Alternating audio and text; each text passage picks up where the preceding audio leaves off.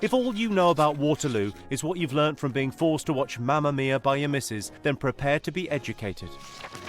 Here's Ellis James and John Robbins, doubling up after a belly full of ale and rum. Well, we're going to tell you about the Battle of Waterloo, June the 18th, I think, 1815, i.e. one of the greatest battles in British military You're history. the best battle in military history. Thank you. Battle of Waterloo. Two characters. Yeah. Wellington and Napoleon. Wellington, cold to an extent, emotionless. Also, not a lot of people know this, Irish. Napoleon, erratic, unpredictable. Short. He's actually 5'6". He's Yeah. Ellis's height. Which is fine. Basically, Duke of Wellington hates Napoleon. They're both classed as the sort of twin military geniuses of their age, and yet they're so different. Napoleon was commander of the French army at the age of 26. What were you doing at 26? Temping. Yeah, exactly. He had failed to invade Russia and was exiled to Elba. Just off the coast of Italy by the rest of Europe, and they are hoping that that's where he'll stay, he's not going to create any more trouble, and that is that. Napoleon, as a problem, is dealt with. The Duke of Wellington, when he realised or heard that Napoleon was in exile, he apparently did a flamenco dance. So he'd have been like... That's great. That's the best news I've heard all day. Thrilled to bits. Is that a flamenco dance? Yeah, absolutely, yeah. What I find amazing about Napoleon is when he's exiled on Elba, instead of just sort of, what's the thing into obscurity? What's the word for that? Something into obscurity. Melting? Yeah, melting. Yeah. He escapes from Elba, he gets back onto the mainland, he then marches to Paris, and Louis XVIII keeps sending groups of troops to meet him and stop him, and at every single meeting, Napoleon says, if you want to shoot me now, or join me. And some of them says, well, I'm not quite clear on you. What are your interests? He says, I enjoy marching, into paintball, in a big way, and they say, OK, fair enough. The paintball swung it for me. Yeah. And they all love him, so they join him. And Ballsy move. Ballsy move. And then he's got an army with which he can then become Emperor of France again. So, the Duke of Wellington, he's found out that Napoleon has escaped Elba. He's livid. He thinks that Napoleon is a major threat to the British Isles. He's like, to be honest, like, if it's me versus Napoleon, boom, we'll take him on. Yes. So he's sought out an alliance, an allied army of British, Prussians, the Belgians, there were others. So they're all psyched up, they want to get rid of Napoleon. He is a bad guy.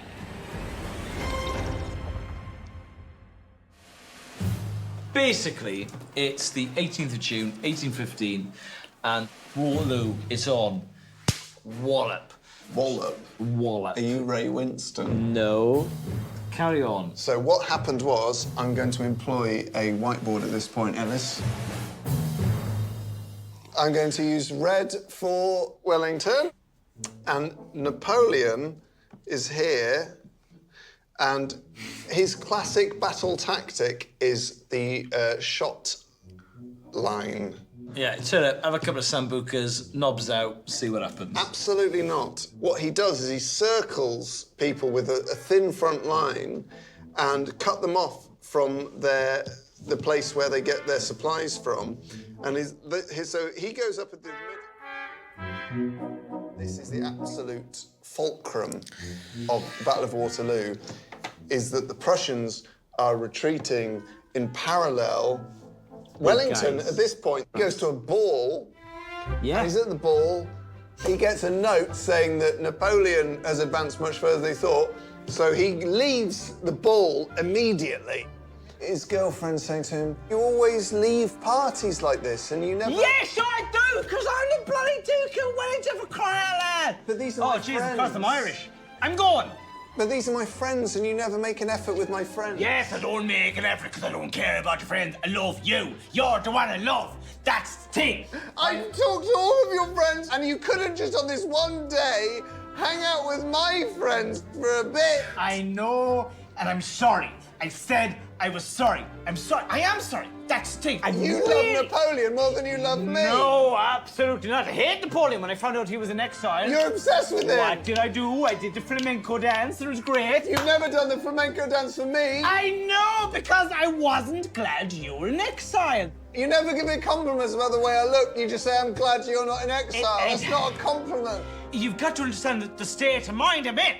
I'm fighting against Napoleon. I need 2 days, 3 days, tops. And we can carry on, it'll be great, and I can give you all the attention, like, how's that sound? Do you promise? Yes, I absolutely promise. Okay. Can I leave the party now? Yes, you can leave now. Napoleon's coming! Napoleon's coming! Then Wellington leaves the ball, and he goes back to the battlefield. Yeah. Battle's raging. Wellington is on his horse. His brother-in-law, Lord Uxbridge, is also on his horse. And legend has it that a cannonball hits Uxbridge's leg. Knocks it off. Clean off. At which point Lord Uxbridge goes, "My God, sir, I've lost my leg." To which Wellington replies, "My God, sir, so you have." Well, I have a theory that that is not what was said. Clearly, any human being is going to go, "Ah, it's my fuck! Oh my God, that was my favourite leg!" I love that leg! And then Wellington would go, "Jesus Christ, you poor son of a bitch! You've lost your bastard leg!" Oh my God! Because if No one ever says, "My dear, my leg has just fallen off." Everyone screams and cries until they're dead. So Wellington is having a torrid time. yeah, absolute bloody nightmare. So a major turning point in the battle was the Scottish regiment, who went absolutely mental. The Scottish like, "Fucking bring it on, mate! Bring it on! Know what I mean?" And they're like, "I cannot understand that. What is this? Bring it on is, mate! That is just Glasgow."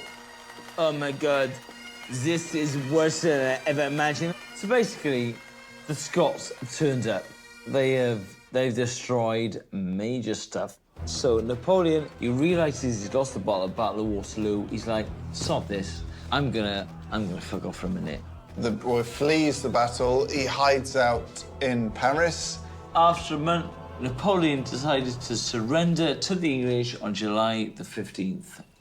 His French troops to hand him over, and they're all crying. They're like, "Oh, Napoleon, Napoleon! Oh, long vie l'empereur! Long vie l'empereur!"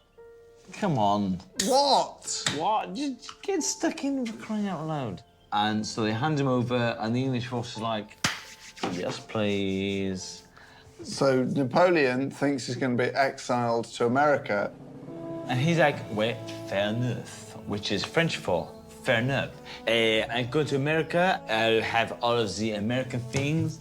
I will have hot dogs, American films, cafe, a cafe au lait. So the English say to him, "You're going to St. Helena," which is a remote island. It's like 1,500 miles from Africa. There's nothing there. And he's like, "No, no, no, no, no, no, no." And the English are like, "You have absolutely no say in this whatsoever." And he's like, "Come on!